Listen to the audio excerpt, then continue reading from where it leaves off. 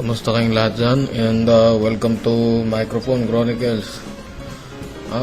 Marami kasing akong natatanggap na balita na tsaka based on mga research daw na itong pagpupuyat ay nakakatanda raw.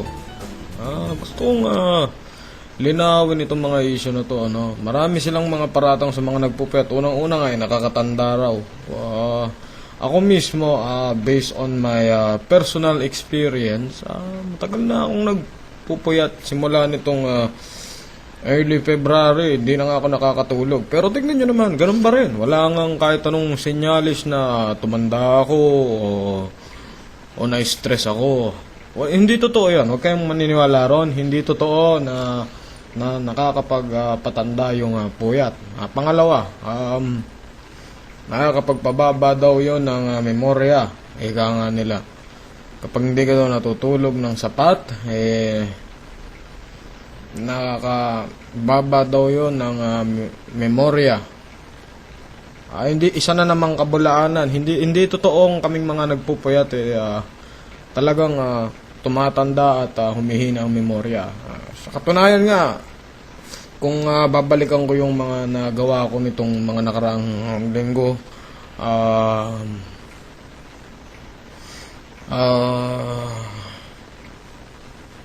ano nga ba yun? Ayun, hindi nga yun yung hindi nga nakakapagpababa ng memorya yung pagpupuyat. Kita nyo, natandaan ko pa. Galing ko o, diba? Tsaka hindi totoo yung hindi totoo yung nakakatanda, nakakabawas daw yan ng memorya. Ang talino daw ay bumabawas. Sa katunayan, hanggang ngayon nawawala daw sa realidad yung mga napupuyat, mga nasisiraan doon ng bait. Mukha ba akong nasisiraan ng bait ngayon? Titingnan ko kayo ng mata sa mata. Mukha ba akong nasisiraan ng ulo? Di ba hindi naman? Normal na normal ang itsura, normal na normal ang pananalita, at walang kahit anong bakas ng ng abnormality sa akin. Dahil ako'y nagpupuyat ako at pinapatunayan ko ngayon sa inyo na ang pagpupuyat ay walang masama dyan at walang pagpapakubli na yan ay hindi naman nakaka-apekto sa atin. Bagaman sinasabi ng iba, yan daw ay nakakasira din ng ulo. Nakita nyo na ba akong gumawa dito ng mga kabalbalan, yung mga naglalabas-labas ng dila, yung mga tumitingin sa paligid na gano'n? Wala pa naman di ba? Nakita nyo ba akong nagsabi ng mga salitang walang katuturan dito? Naglabas man lang ako ng dila.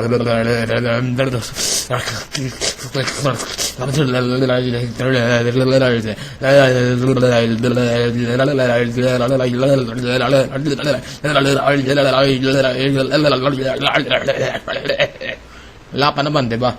So hindi pa wala pa akong kahit anong symptoms na sinasabi ng mga eksperto na yan. Wala pang tumama sa akin kahit isa. Nakakatanda, nakakabawas ng memorya, nakakabawas ng talino, nakakasira ng bait. Hindi totoo lahat yan. Ano pa bang gusto kong patunayan? Daw ito? Mental block daw ito.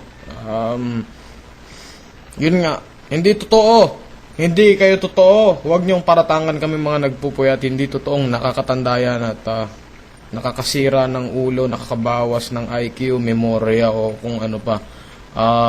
Sa lahat ng mga gusto mag-email sa akin dahil wala pa akong tulog, email nyo lang ako. Baka may tanong pa kayo tungkol sa mga nagpupuyat. Kaya ko kayong sagutin. Lalo na ngayong nag-iiba na ang paningin ko at ang pakiramdam ko ang mundo ko hindi nakatulad ng dati. Sa lahat ng may tanong tungkol sa pagpupuyat, comment lang kayo o kaya message kayo dito, okay? Basta huwag kayong maniniwala sa mga paratang ng mga yan. Hindi totoo yan. I am a healthy man. I am a healthy man. Okay? Walang masamang nangyayari sa akin. Hanggang ngayon normal pa rin ako at kasama niyo pa rin ako sa YouTube kahit na hindi ako natutulog, okay? So, salamat sa inyo at hindi nakakatanda ang pagpupuyat. Tandaan niyo yan. Hindi yan nakakatanda. Paninira lang yan. Tsaka hindi yan nakakasira ng ulo.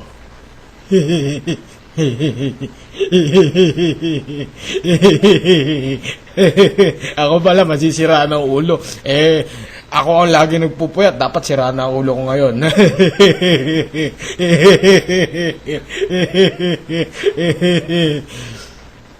Wala.